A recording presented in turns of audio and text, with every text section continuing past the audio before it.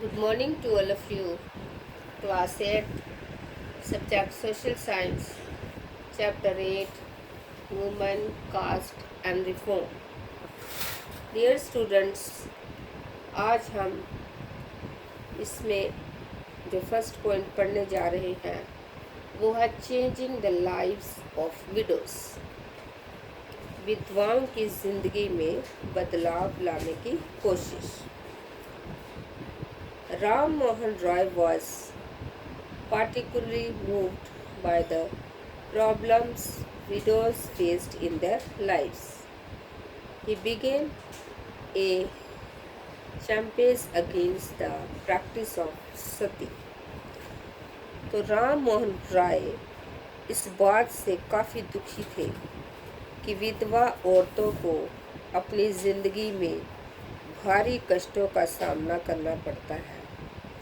इसी बात को ध्यान में रखते हुए उन्होंने सती प्रथा के खिलाफ मुहिम छेड़ी थी।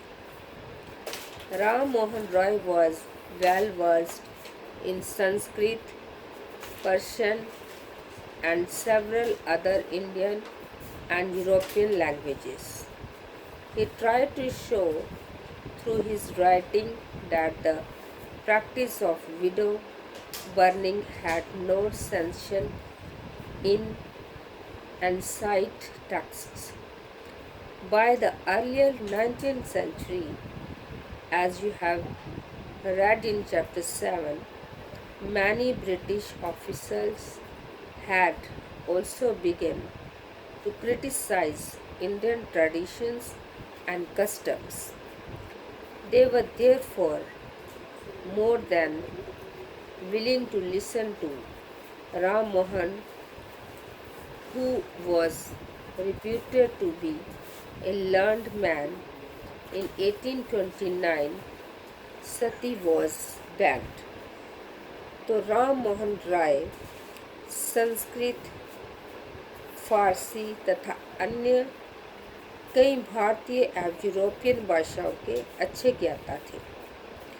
उन्होंने अपने लेखक के ज़रिए ये सिद्ध करने का प्रयास किया कि प्राचीन ग्रंथों में विधवाओं को जलाने की अनुमति नहीं दी गई है। जैसा कि आपने अध्याय 7 में पढ़ा है, 19वीं सदी के प्रारंभ तक बहुत सारे अंग्रेज अफसर भी भारतीय परंपराओं और रीति रिवाजों की आलोचना करने लगे थे। वे राम मोहन राय के विचारों को सही मानते थे क्योंकि उनकी एक विद्वान व्यक्ति के रूप में प्रतिष्ठा थी। फलस्वरूप 1829 में सती प्रथा पर पाबंदी लगा दी गई। The strategy adopted by Ram Mohan was used by later reformers as well. Ram Mohan Roy ने इस अभियान के लिए जो रणनीति अपनाई उसे बाद के सुधारकों ने भी अपनाया। Whenever they wished to challenge a practice that seemed harmful, they tried to find a verse or sentence in the ancient sacred text that supported their point of view. Then they suggested that the practice as it existed at present was against early traditions. जब भी वे किसी हानिकारक प्रथा को चुनौती देना चाहते थे तो अक्सर प्राचीन धार्मिक ग्रंथों से ऐसे श्लोक या वाक्य ढूंढने का प्रयास करते थे जो उनकी सोच का समर्थन करते हैं।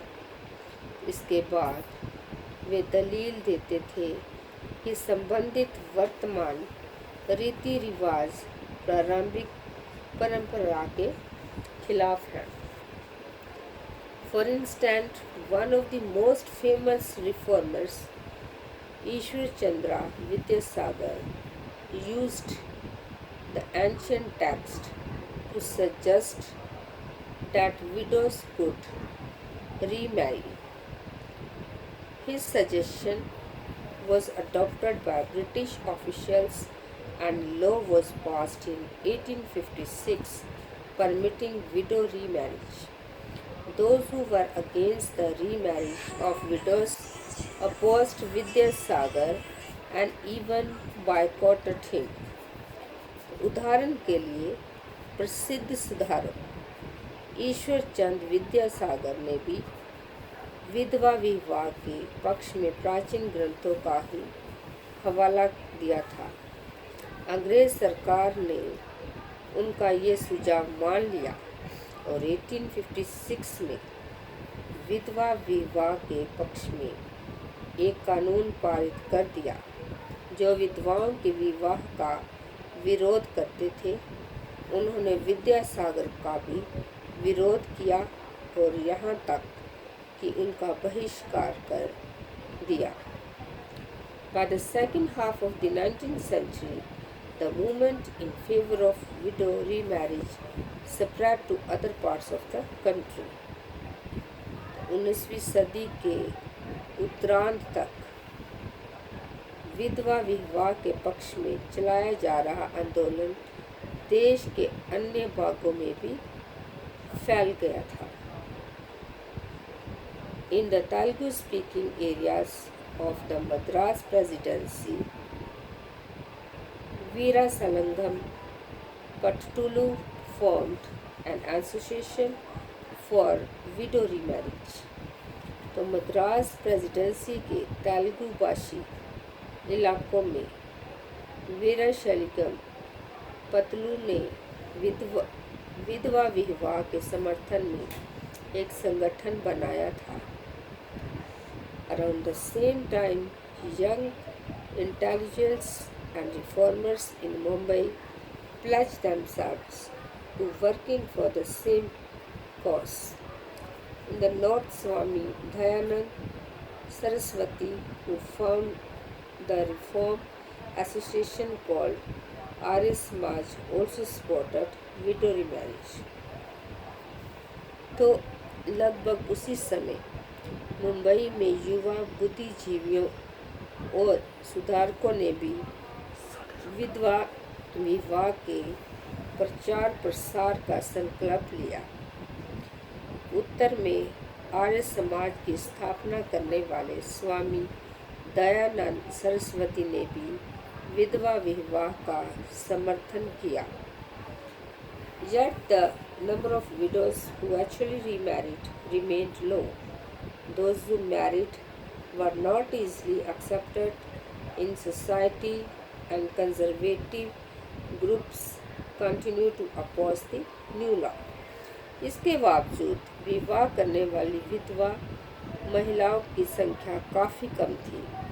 विवाह करने वाली विधवाओं को समाज में आसानी से स्वीकार नहीं किया जाता था। इस तरह रूढ़िवादी तबके इस नए कानून का विरोध करते रहे। डियर स्टूडेंट्स, अभी ब्लैक बोर्ड पर होमवर्क है, इसको आप कॉपी पे लिखना और याद करना। तो आपका होमवर्क है banned was Sati banned. Sati banned कब हुआ था? तो इसका आंसर है Sati was banned in 1829। Thank you and have a nice day.